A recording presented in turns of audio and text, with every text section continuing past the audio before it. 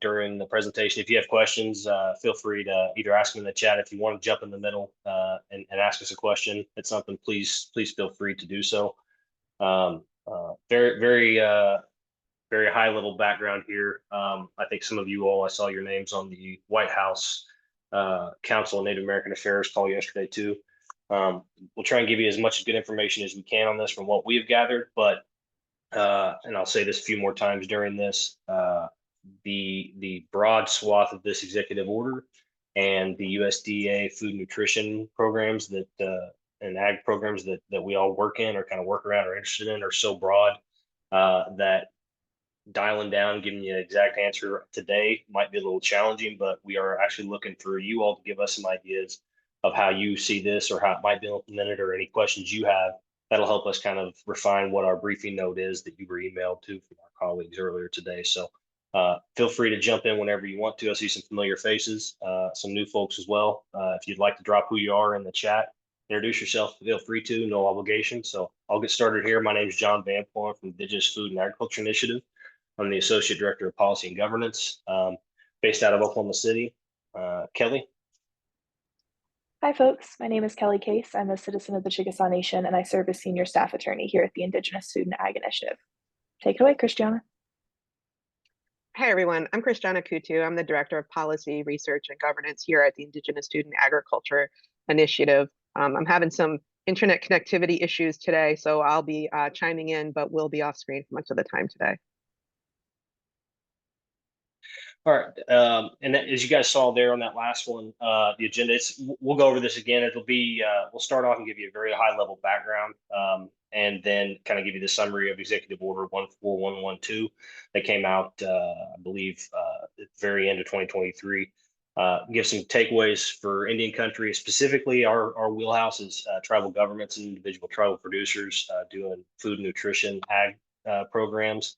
And try to give you some ideas of what USDA can do under this executive order. We've got some analysis and some ideas of how we think that might be implemented, and then we've got a pretty long list, and that'll be in the policy brief that we included when you registered for this webinar. A list of programs we believe fall under the current executive order as it goes. So we have a question and answer section towards the end, so we'll try and kind of speed through this to get to that for you all. But that said, if you have questions, if you would like to stop us, if there's something you think we maybe got wrong, be happy to hear about it, because this is still kind of a new area for us in terms of trying to get a grasp on down to the local level where it impacts y'all. Very quickly, just who we are, the Indigenous Food and Agriculture Initiative. We started at the University of Arkansas School of Law by Dean Stacy Leeds and Founding Director Jamie Sims Hipp in 2013. Basically, our mission is to enhance the health and wellness in tribal communities by advancing healthy food systems, diversified economic development, and cultural food traditions in Indian country. That is a very nice way of trying to figure out how to serve tribal governments, help them stand up ag programs, expand their nutrition programs, kind of help them work the USDA zeitgeist as it is, but also partner with our partners like in the Native Farm Bill Coalition, individual producing serving organizations like the Intertribal Ag Council, Native American Ag Fund, folks like those. So we're a member of the Native Farm Bill Coalition, and we kind of all partner on some of these things. All right, and so here's the policy brief, policy note I keep referring to.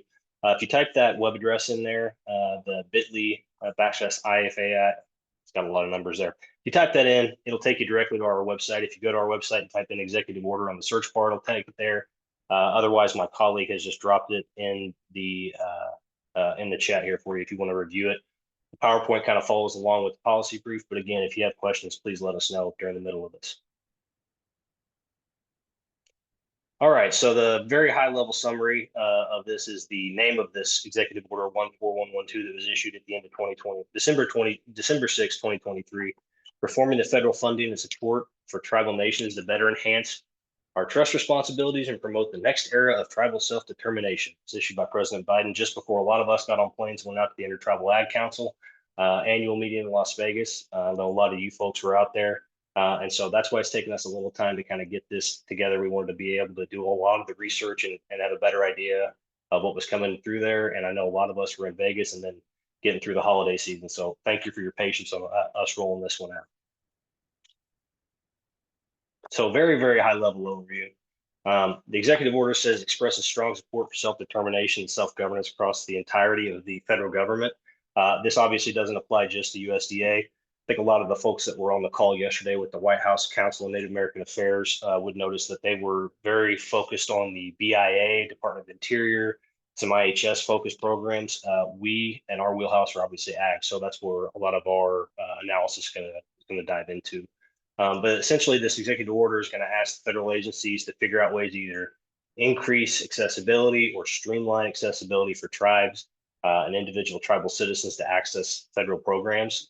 I think most folks know that when Congress enacts a program or approves a program and federal agencies start to enact it, it doesn't always, it's not always lined out directly to work for Indian country for various jurisdictional, historical, structural reasons. And so this executive order aims, as it says, to cut through a lot of that.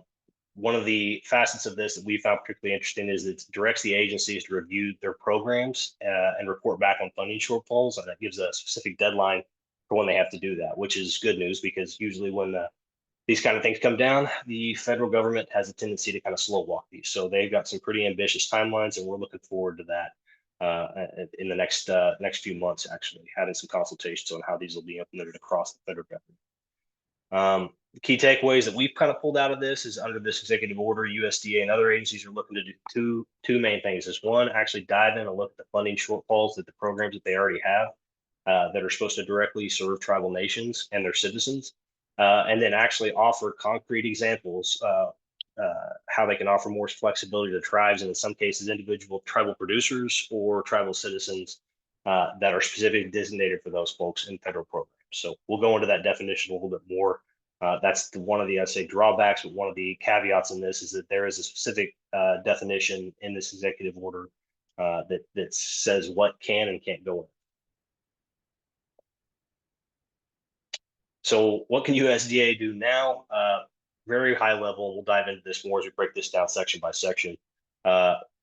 We're hoping, and this is something the Native Farm Bill Coalition has been communicating with a lot of the members of Congress from roundtables that we had over the last couple of years, which is take action specifically, including waiver regulations that'll enhance equity, flexibility, utility, and access for tribes to federal programs.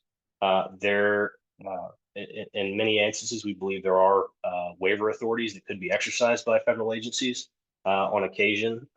We have heard that the federal agencies and some of their sub-agencies do not feel comfortable exercising those. We're hoping that this executive order lays it out plainly that this administration would like them to use that authority to the fullest extent possible and make these programs more accessible to tribal governments and tribal producers, individual tribal members that could access them.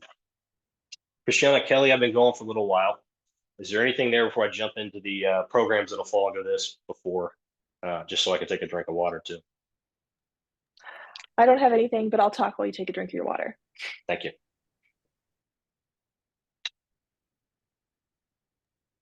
All right. So what programs can fall under this? And if you look on the page, I believe it starts on page 10 of your handout. We have broken down the programs at USDA that we believe would fall under this category that'll be applicable under this executive order. As I mentioned earlier, this executive order is not carte blanche for every federal program that is operated by USDA or any other federal agency for that matter. From our analysis and from the looks and the discussions we heard yesterday from the White House Council on Native American Affairs webinar that they held, federal programs providing funding or programmatic direct support to tribal nations can be included in this executive order if they serve tribal nations only, serve tribes and other entities, and serve individual Indians, but only if the program, serves Indians. Kelly, Christiana, is there an example? I've just gone blank here. Actually, I was going to say it, and I've just completely gone blank of a program that maybe wouldn't qualify for this.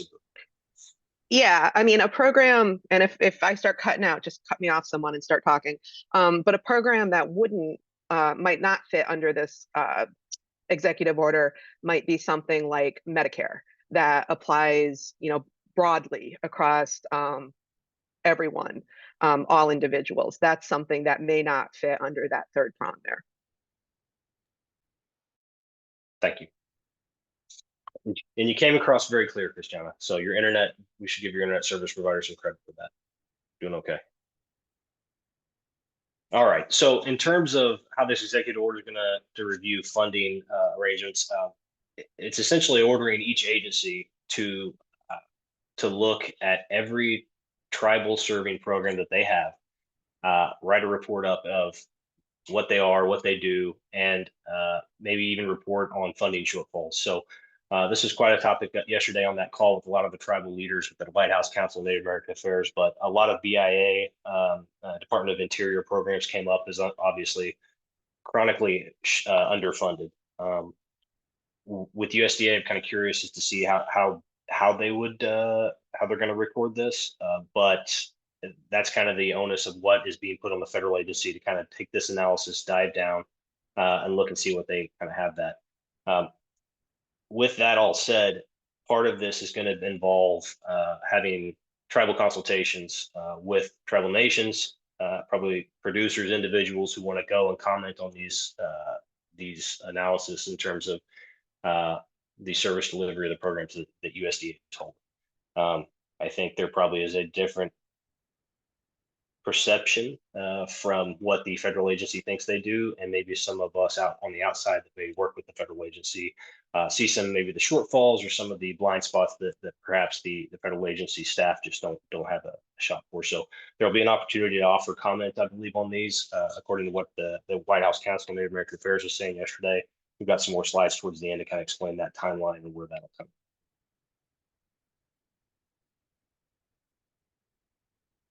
So back to funding shortfalls. So hopefully what this will do is going to provide data, but it's going to take a little bit of time for them to do a study. And in some of these funding shortfalls, these may not be regulatory changes or programmatic changes that the agencies can take on themselves. Hopefully this will put the onus on the agency to highlight in very big and bold language, this is where we are running short on funding. This is where we do not have enough capacity in terms of what was appropriated by Congress. Hopefully that will drive some of the conversation towards Congress when they're started doing. Obviously, they're talking about the Farm Bill now, but even just doing normal appropriations to maybe put a focus on programs that could be used or appropriations that could be reutilized in another direction for a program that responsive to Indian country agriculture, food, or nutrition. This timeline on this review is going to take over a calendar year. But again, hopefully there will be, we believe there's going to be opportunities to do tribal consultations and provide feedback from Indian country on those sorts of things. So I believe the Office of Tribal Relations will be heavily involved in those. The organizing agency for all of the federal government is the White House Council on Native American Affairs, but a lot of this work will go through the Office of Tribal Relations as it comes to tribal consultations on this one. Christian, anything else before you jump to section 1? We have a quick question about Sure. qualifications. For qualification purposes, is the guideline that individuals served must be enrolled members of a federally recognized tribe, or can it be state recognized tribes? Oh, I'd love to kick these questions over to the attorney. So I'm going to speculate quickly so my attorneys can correct me in this because I'm actually not an attorney. I believe this applies to federally recognized tribes. Christiana, Kelly, do you want to? In my reading of the executive order, that's not clearly defined there. So I would say likely it would depend on how OMB's legal team and USDA's legal team chooses to define this term. It's a fair question, and honestly, we get it all the time. And it is something that we after this webinar is over and as the consultation process kind of rolls out and OMB and some of these agencies start giving more definitions out, we will update this briefing note that we sent to you all. We'll probably update it through the website, but we'll also share it through our channels that, in terms of register for this. So we kind of look at this as a live document that we'll continue to have to update as we learn more from the federal government. But thank you very much for asking. We'll go ahead and move on to section 1. So very quickly, section 1 is just kind of giving the background of what this executive order is building off of. It actually builds off the 3 previous executive orders from 21. There was 2 in 2021 and 1 in 2022. Essentially, the administration acknowledges that tribal self-governance and tribal self-determination have really improved a lot, not all, but a lot, the fortunes of tribal governments, but also Indian country as a whole over the last 50 years through tribal self-determination. But they also acknowledge that the delivery of services on behalf of the federal government to tribes, tribal people falls short, or it's duplicative, or it's complicated, or there are gaps in service that wouldn't be there if it was a state or a local subdivision of the state. And so I think taking feedback from what they've heard across all agencies of the federal government, the administration has issued this executive order in hopes of trying to clarify that for some of its own agency staff across the numerous departments, and hopefully streamlining some of the processes that many tribal, in our example, tribal producers, tribal governments that have agriculture programs, nutrition programs, have tried to highlight, only to be told very often that these are just our regulations. We have to follow our regulations. And so hopefully this will streamline a path through some of those regulations, the expediency of service delivery for tribes and tribal people. Okay, and so this is where we were talking about section 2 of this executive order. Kind of gives the definitions of who would fall, or who is who in this executive order. Provides the definitions for the agencies themselves, which agencies would be able to, agencies and programs would fall into this executive order, tribes and tribal nations, and federal funding and support for tribal nations. So again, going back to that previous question about state recognized or federal recognized, it actually isn't laid out in the executive order. But if we get more clarification, we have to provide that. Christiana, Kelly, do you have anything else you want to add on section 2? Sorry, Mary Bell, I keep jumping in. Silence is great. Okay, section 3. So I mentioned this a little bit yesterday, but the coordinating body for all the federal agencies is the White House Council of Native American Affairs. They have a very good website. If you have questions about different federal agencies, again, we focus a little bit more on USDA here. If you would like to look at other federal agencies' point of contact and who will be coordinating a lot of the consultations, a lot of the information that you'll need to see for another federal agency, they can all be found on the White House Council of Native American Affairs website. They also are going to house and I'll bring this up again a little bit later, but a one-stop shop for federal funding opportunities for tribes that'll be impacted by this executive order. That'll be run, I think there'll be a link on that. It'll actually be out of the Bureau of Indian Affairs. But again, if you get stuck, you can't remember where this is, go back to the White House Council of Native American Affairs. The current 2 points of contact on there for USDA right now are Office of Tribal Relations Director Heather Dawn Thompson, and I believe Deborah doing TA, but I think she is back at BIA now. I'm not sure if they've updated that. So that's just what section 3 kind of runs over. So on to section 4. Okay, and so section 4 kind of identifies the two federal entities that will work under the White House Council of Native American Affairs. They'll be the Director of Office Management and Budget, so OMB, and the Assistant to the President and Domestic Policy Advisor, known as DPA. These two workforces are going to identify chronic shortfalls in federal funding and programs that are impacting tribal nations. As we noticed, it sounds familiar, it should. The U.S. Commission on Civil Rights published a document called Broken Promises, Continuing Federal Funding Shortfall for Native Americans report in, I believe, 2018. This EO doesn't actually make any reference to this report, but it seems a lot of the stuff is pretty clear. So referencing a lot of sections in this Broken Promises, Continuing Federal Funding Shortfall for Native American report. So we're looking forward to that, and there'll be a breakdown here in about 4 or 5 slides. We can explain some of the different responsibilities that the OMB and DPA are going to have as this executive order rolls out next year.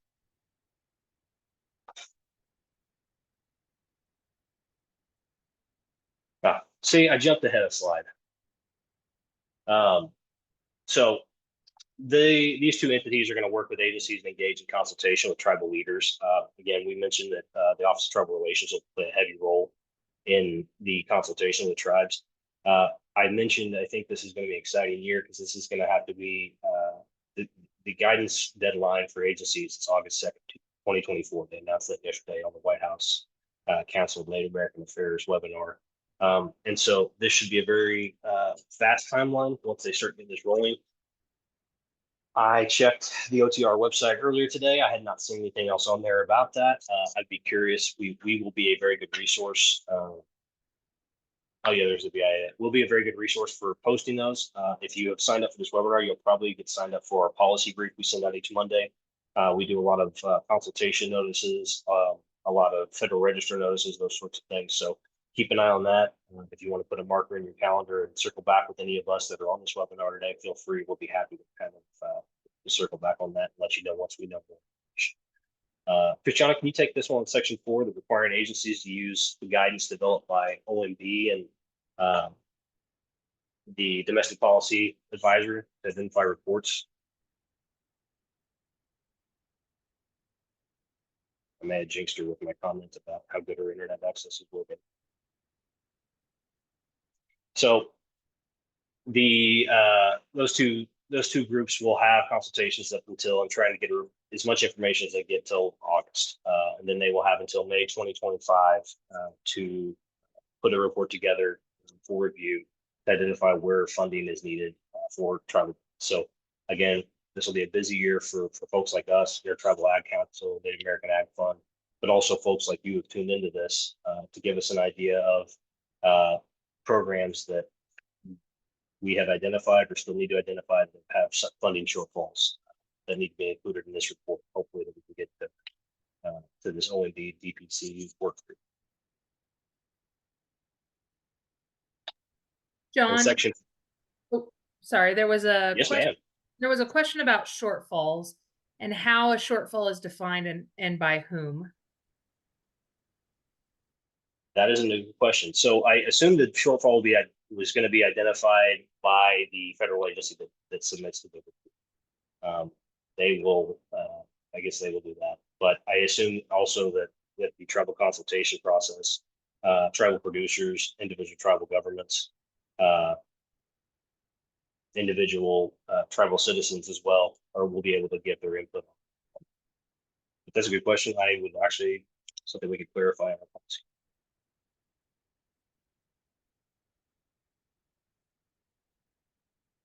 Christiana, you back?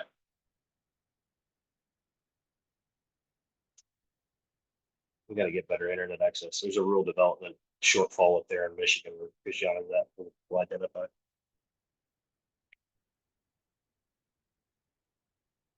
Okay, section 5. This is I believe, and if you're following along on your policy, the policy sheet, page 8 is where it goes into a lot more of the background of what section 5 and what we think section 5 would apply for tribal governments, tribal producers.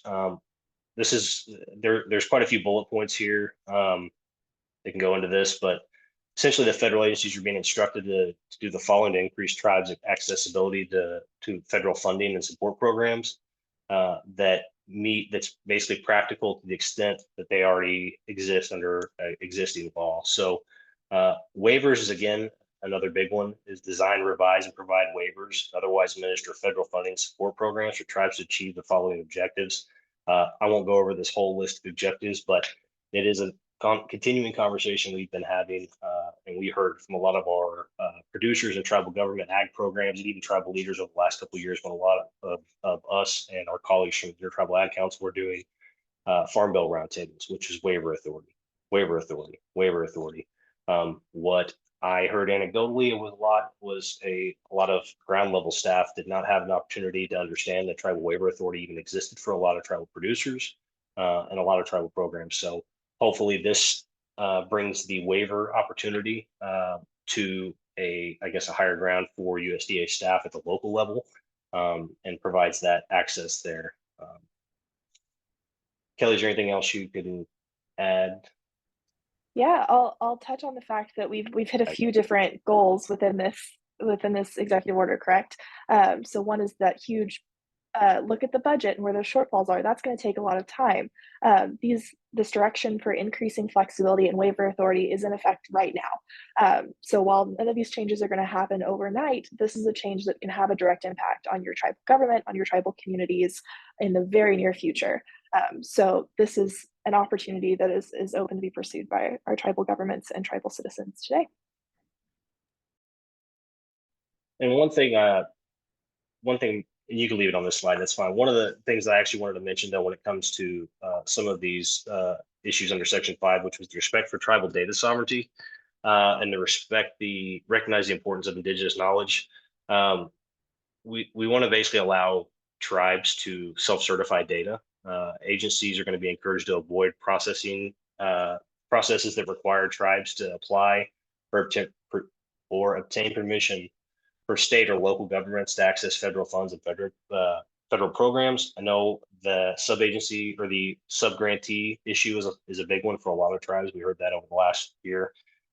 That's one of the provisions in this that we hope helps a lot of the tribes that are trying to access some of these programs. I know there's a tendency in some federal agencies to say, well, just go in under the state. Just go in under the state. They can help you with that. And sometimes there may be positives to that.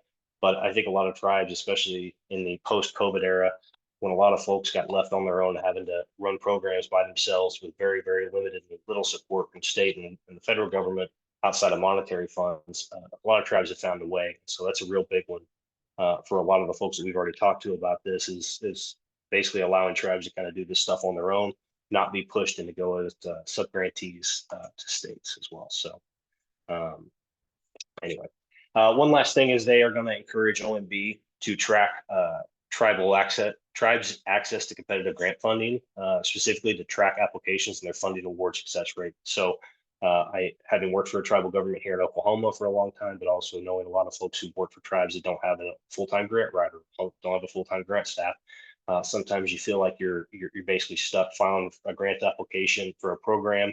You may hear back why you failed, why you didn't fail, why you didn't get the money, somebody else did. Sometimes you have no idea how to improve the grant. Hopefully this executive order will provide some tracking access in terms of where your application went, what were some of the shortfalls? Are you continually not succeeding? Is there a reason? Something like that. So we'll jump down to this next slide here. So that was Section 5. There's quite a little bit more in there, but just to get us to stay on time, I want to go ahead and move through this next slide. Go back one more, Mary Bell. Sorry about that. Thank you. So this is a PowerPoint slide that we lifted from the White House Council on Native American Affairs webinar yesterday, and thought it was pretty good about the breakdown of the executive orders implementation. We talked about the two different entities, OMB and DPC, Domestic Policy Chair. There are different task forces that are going to break these down. So the Budget Task Force is going to assess the funding shortfalls and develop guidance on agency assessments, compile agency reports, and track the annual progress of these programs in the shortfalls.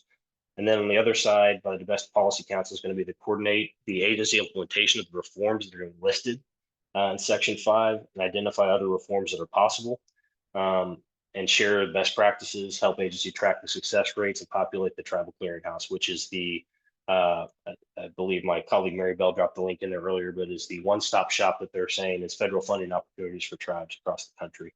And so these are kind of the two different task forces that are going to break this stuff down over the course of the next year. So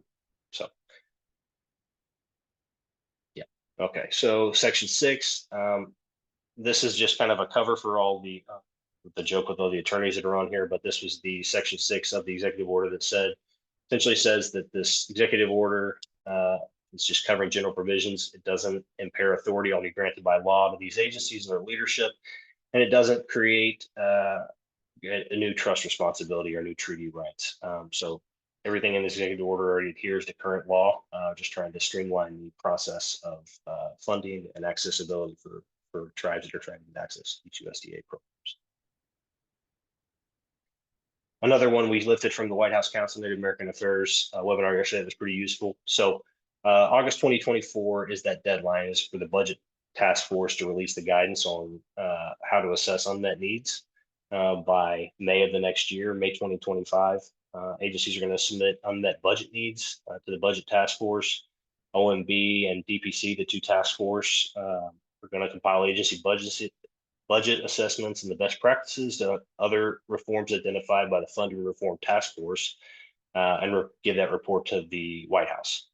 From then on, there are going to be annual agency reports to each of those three entities: the White House Council on Native American Affairs, OMB, and DPC, and hopefully the White House Tribal Nation Summit will serve as a venue to report progress out. And there will be ongoing consultation on the process where the policies can improve and move forward. We again look for the Office of Tribal Relations to kind of be the point person for that for USDA. And hopefully organizations like ours, Intertribal Ag Council, NAF, others can be kind of help with the technical expertise. Post webinars like this get you all information in terms of where those consultations, where that information, those updates are going to be coming from. This is the part I promised you I'd stop talking, and I got us here in 32 minutes. So there were some questions here. If there's any other questions or anything, as I started out the webinar, I wanted to explain again, this is still so new, and it's still so broad. As you can see in the policy note that you got when you signed up for this, I think it said started on page 10. There's a lot of programs that could fall into this in terms of our analysis of what we think, how the executive order can be interpreted. But we know that there's 73 of you here. We know you all have ideas in terms of programs you're thinking of, or you maybe have been rejected from in the past, or have been told, oh, this can't work. Please let us know your questions, your ideas. You can send it to us in the message here. We'll be happy to take them as a question. But it would be a little bit easier if you had some ideas. We could do a little bit of research and circle back with you, and again, update our own policy notes.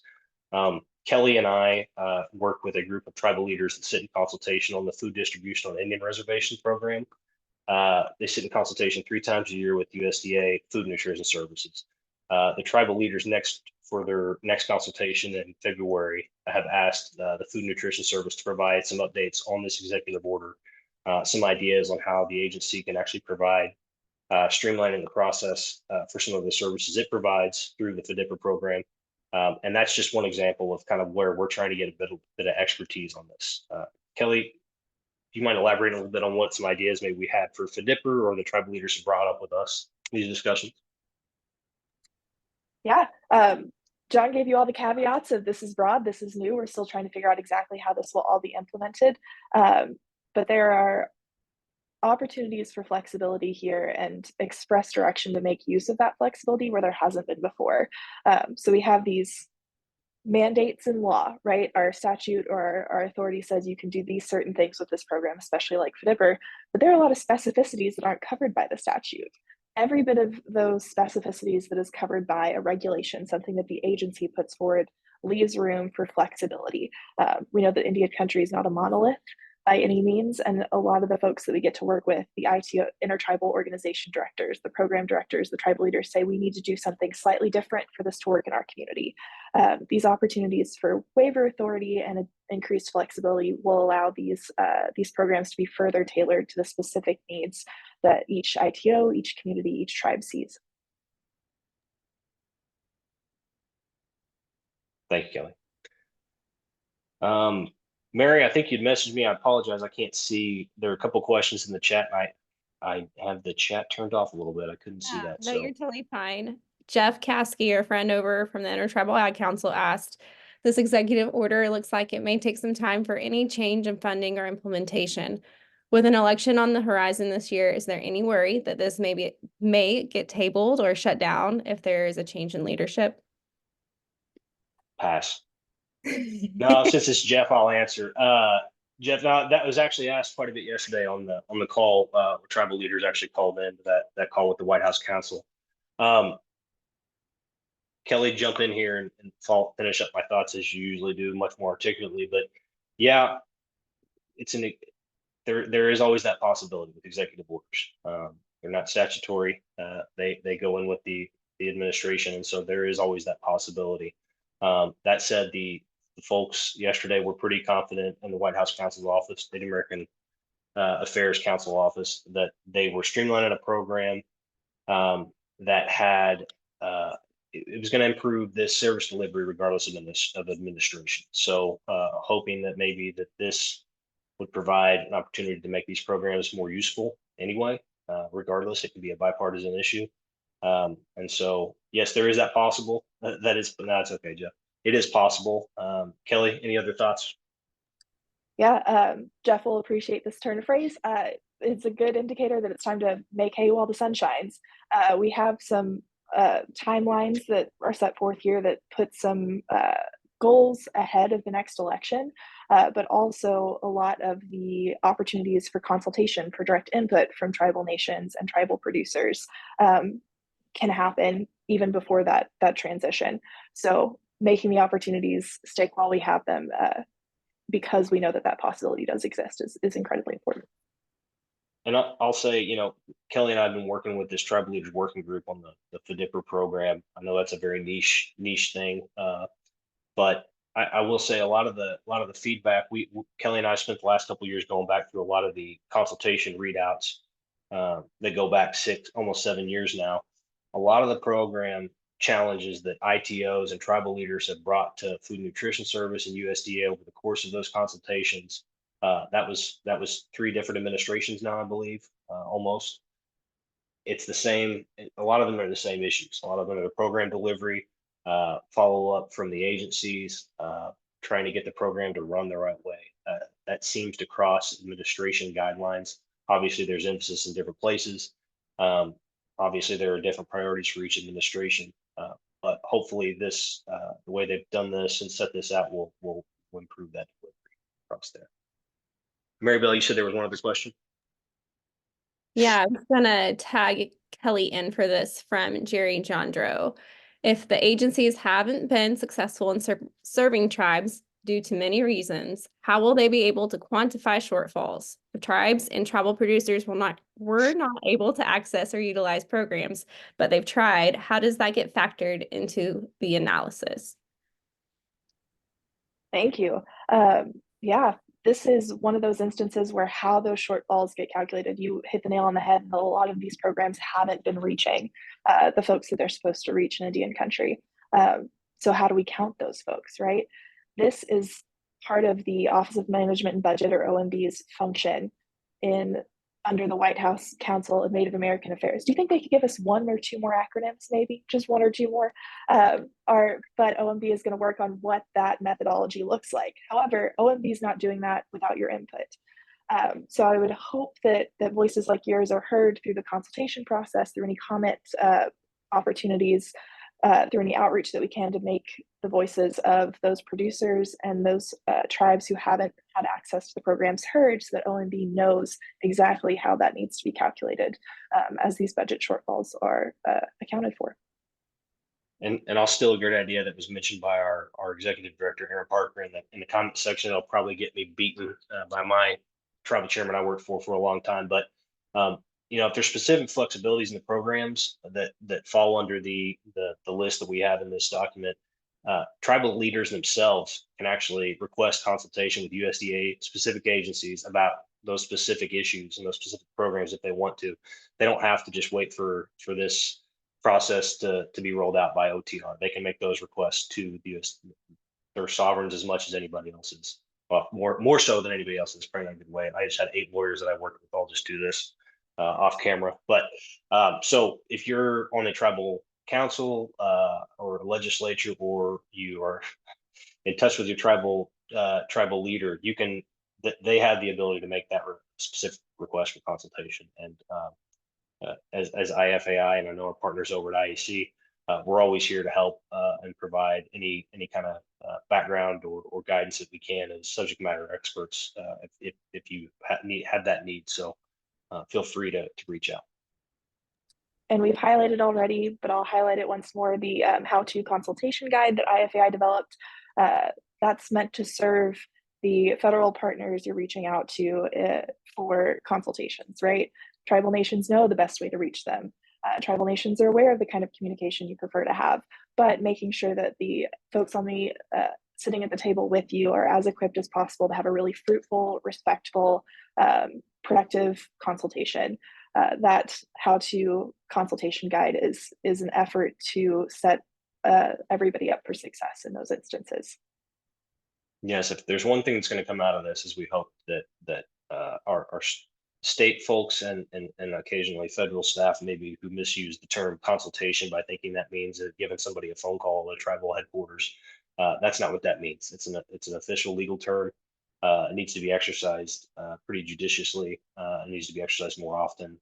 So, Mary Bell, I just had a question. Sorry, pop up there at the end of my thought as I was rambling, and I cannot find it now. So, can you read it to me? Yes, so we had a chat question that came through. Are Indigenous serving organizations included in this, urban org specifically?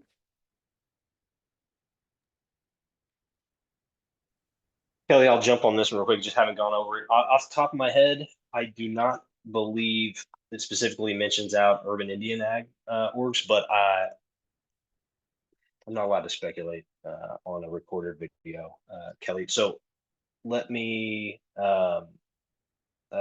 get back to you on that one real quick. I'm sorry about that. I wish I could give you a better answer off the top of my head. I don't know. Our executive director just commented in the chat. Yeah. Something helpful. Thank you so much, Aaron. So Aaron mentioned not as part of the definition, but some of the programs can operate and may be included. So there's opportunity there potentially. And I apologize for whoever that question came. Whoever that question comes out, I believe maybe Melly, feel free to reach out to us. We'll be happy to kind of dive into that as well. And specifically for your org or for the folks that you know. So we've still got about 15 minutes left of time. If there's other questions, we'll continue to take them. But the best way to kind of keep track of all this, you can go to the next slide. It's okay, Mary Bell. You can tell Mary Bell and I are both in the same state, but not in the same group. Feel free to sign up for our newsletter. There'll be, once the consultation news drops about this schedule, they will all go in our weekly newsletter. We also have a policy brief that goes out on Mondays. They'll probably be included there as well. I'll also do the same for our partners at the Native Farm Bill Coalition and your Tribal Ag Council. They are going to run a lot of the same spaces we are on this. So please feel free to follow us and let us know, like I said, any questions, any information, anything else we can provide. A lot of the questions, the clarity that you guys can at least ask us for gives us an opportunity to do a little bit of the research, get you some better answers, and hopefully deliver a little bit better product for the consultations in this process for the federal partners coming up here in the next year. Well, everyone's rushing to go get signed up for our newsletter. Jerry did mention, he said, Miigwech, sometimes it's a political issue for individual tribal producers to be heard by tribal councils and federal agencies. It can be a void that doesn't get much attention, but we are producing food that feeds our communities.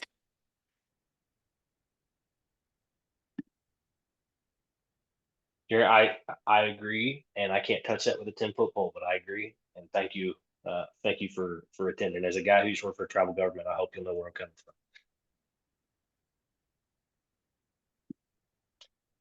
All right, I think this next slide is all our contact information. That one right?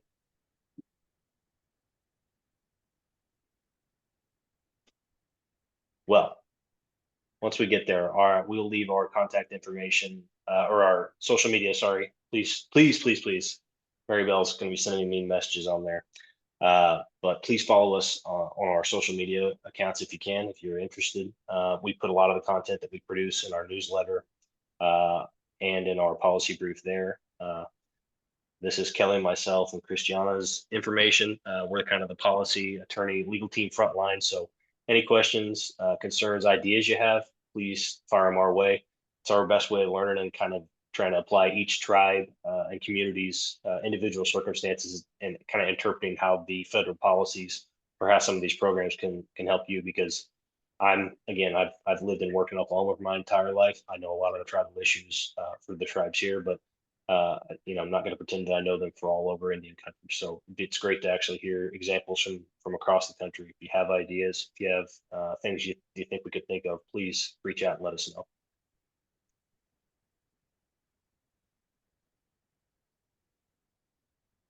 And I guess we will hang on for another minute or so. But thank you all for joining us. Have a good rest of your afternoon.